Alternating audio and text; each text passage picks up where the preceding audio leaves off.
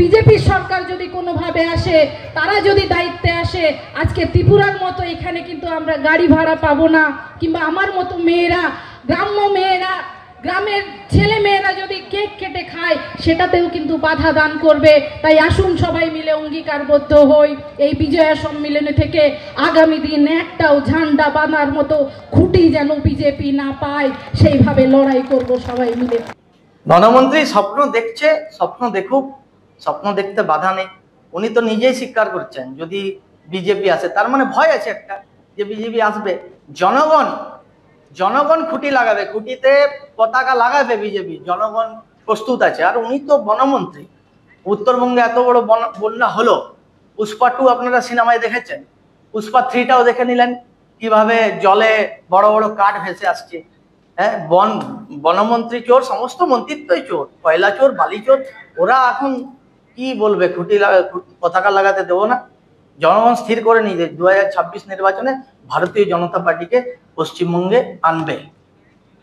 আগরতলায় বীরবাহা হাঁসদার জন্মদিন পালন নিয়ে কটাক্ষ ছুড়ে দিয়েছে বিজেপি। ত্রিপুরা বিজেপির তরফ থেকে সোশ্যাল মিডিয়ায় বীরবাহা হাঁসদার জন্মদিন পালনের ভিডিও পোস্ট করে লেখা হয়েছে যে বীরবাহা হাঁসদা দিদিকে জন্মদিনের শুভকামনা।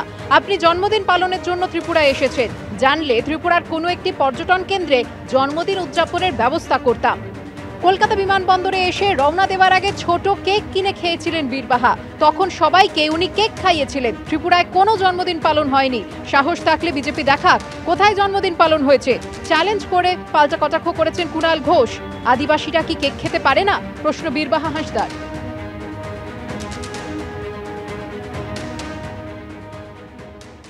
গতকাল বীরবাহা হাঁসদার জন্মদিন ছিল, তার আগের দিন তিনি ঝাড়গ্রামের বাড়িতে ছিলেন।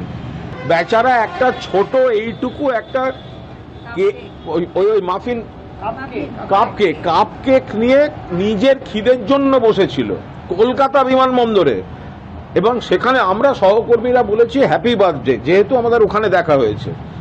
তো এত ভদ্র মেয়ে নিজের খিদে ঝাড়গ্রাম থেকে এসেছে, সে একটা ছোট কাপ কেক কিনে খেতে যাচ্ছিল, সেটাও আমাদের মুখে দিয়েছে একটা সৌজন্যে। সেটা নিয়ে এত নোংরামি হতে পারে? এই প্রসঙ্গে এর আগে বনমন্ত্রী বীরবাহা হাঁসদা ঠিক কি বলেছিলেন শোনাবো। খুবই খারাপ লাগলো, কারণ দল আমাকে নির্দেশ দিয়েছে সবার সাথে আমাকে ত্রিপুরা আসতে হবে।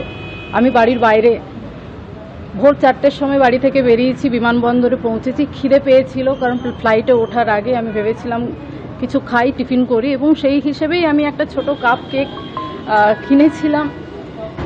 এবং আমার যারা আছেন সহকর্মী যারা আমার সাথে ত্রিপুরায় এসছে, তারা আমাকে হ্যাপি বার্থডে উইশ করেছেন, এবং আমার ভদ্রতা খাতে আমার পরিবার আমাকে শিখিয়েছে।